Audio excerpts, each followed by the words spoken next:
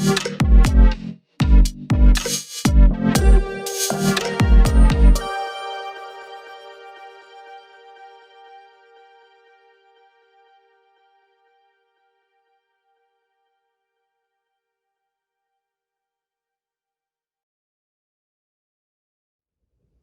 so now we're going to talk about how to record bass guitar. Bass guitar, generally a bit more simple than electric guitar. There's a lot of options in electric guitar, so we'll do a separate class on that. Bass, we can record with one mic, we can use dual mics, and we can also DI, or direct inject the bass.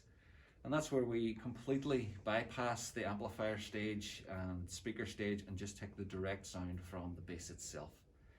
Now, on a lot of modern amps, you can plug your bass into the amp and then take a DI feed from the amp, which bypasses the amplifier stage. Sometimes it goes through the amplifier, but not the speaker stage, and you can feed that into your recording setup as well. So there's no need for an extra DI box. And that's actually what we've set up today. So I'm going to talk a wee bit about recording this bass. Now, bass amps come in several different flavors as well. Usually 1x12, 1x15 speakers, or sometimes a combination of one large speaker and 4 smaller speakers, like 10-inch. For the studio, it tends to be the smaller setup, either a 12 or a 15. I think we're on a 12 there. And some of the bigger ones will have a 15. Obviously, the bigger the speaker, the more air it can move, the deeper the frequencies it can manage, and some of them you will see will have ports as well, which you can investigate. Like everything, you can be creative and investigate miking the ports as well, but generally they're tuned to a particular note, so we try to avoid them. With this particular amp, we're lucky that the front grille comes off so we can see the speaker itself, and then we can place the mics in relation to the speaker. Now, I've set this up externally, but normally on a bass, you want to, just like a vocal, you want to kill all the reflections. Bass doesn't really deal well with reverb. So in general, we look for a pretty dry bass sound, because your bass is your foundation of your mix. And it usually sits in the middle, and you want it to be solid and have no sort of muddiness there. So over here we've got a setup of a sort of a typical way that you might screen off a bass amp. This is another bass amp, but just for the purposes of clarity, we're going to do the mics on the open one. And you can see that we've got screens either side, absorptive material either side, which will again absorb reflections. We might even go as far as putting something absorptive on the floor underneath the microphones as well. So that would be a more general way to do it. And actually, in a lot of times I would put a roof on that as well, and even a front cover, just to minimize reflections.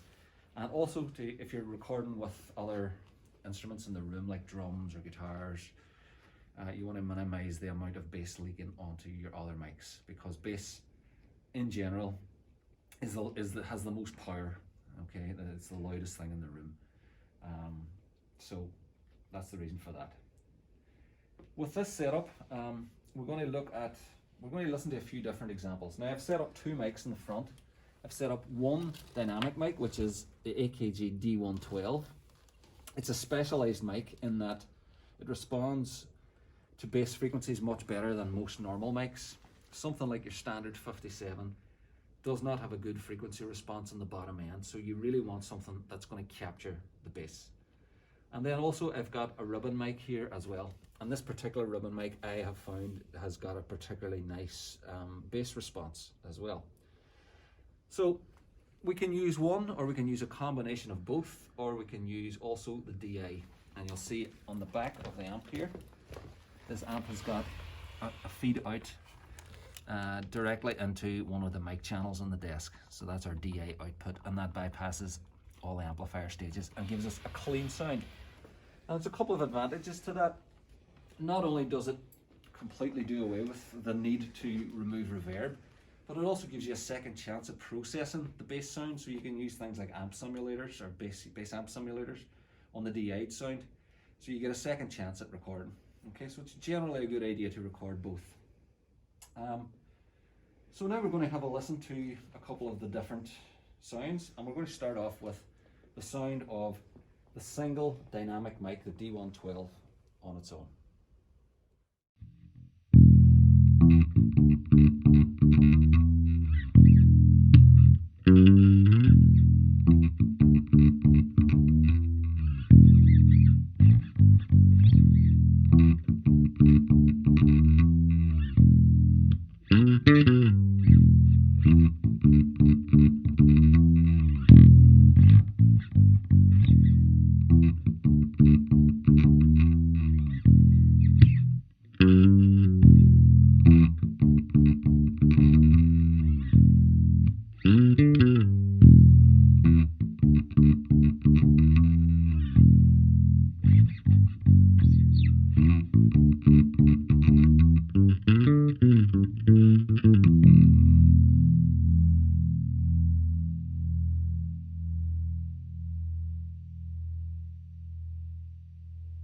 Next, we're going to hear the ribbon mic on its own.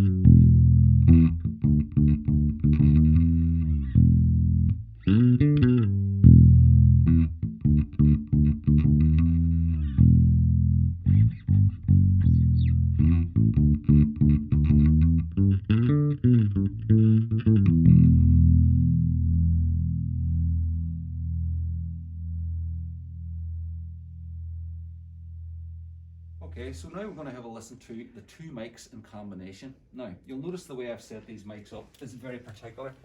What I've actually tried to do is line the capsules up so that they're in exactly the same point in space. Anytime you've got more than one mic on a sound source, you want to try and minimize phase problems. And again, you know, there's a bit of sort of knowledge required. You need to know where the capsule is. So if you're not sure, just move it around until you get a sound which has got a very coherent sound when you mix both together on the desk. So you can see that there's a line going down both microphones. The D112, the egg-shaped one, has a sort of a central line here, and also the ribbon mic has a line going down. So if I line those up, I know that the capsules are around about that point. And basically what that means is that I can mix the blend of the two tones that I get from each mic in whatever combination I want, and I know that there will be no phase problems. So that in combination with the DI is, you know, just gives you a lot of different options in terms of sound. Okay, so let's have a listen to the two mics together now.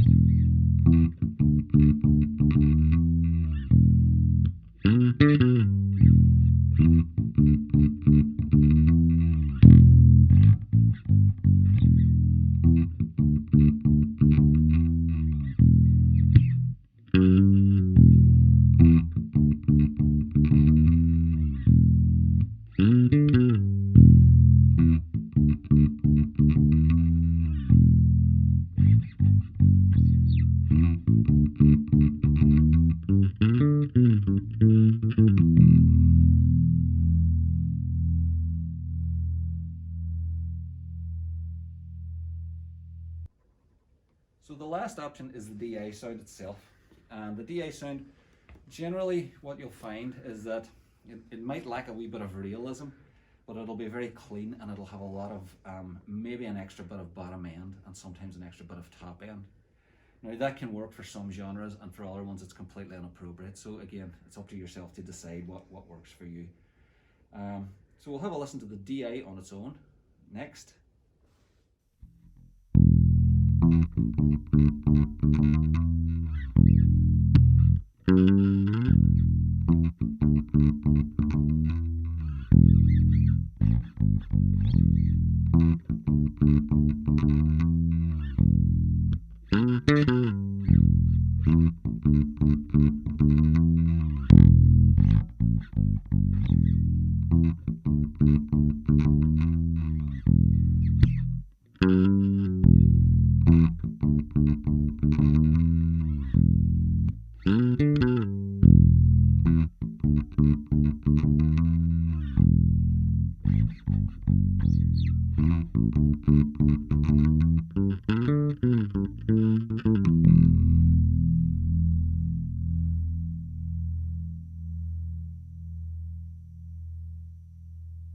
So, in conclusion, when we're making bass, you can see that there's no particularly great creative stuff going on with the placement of the mics. The only thing I would say is that you would make the bass speaker maybe a bit further back. Bass needs space, is the way I always remember it. Generally, your guitar amp will be mic'd a lot closer, a matter of maybe 3 or 4 inches as a starting point. Bass maybe a foot, foot and a half away. And again, I think giving yourself the option of a couple of different tones, and actually sometimes if you mess with the polarity inversion switch on the desk on the way in, between the two mics and the DI, you can get some really interesting tones. You're actually using phase cancellation creatively in that sense. But in general, some combination of this, and this will give you a really solid, good solid bass tone and a good foundation for your recording.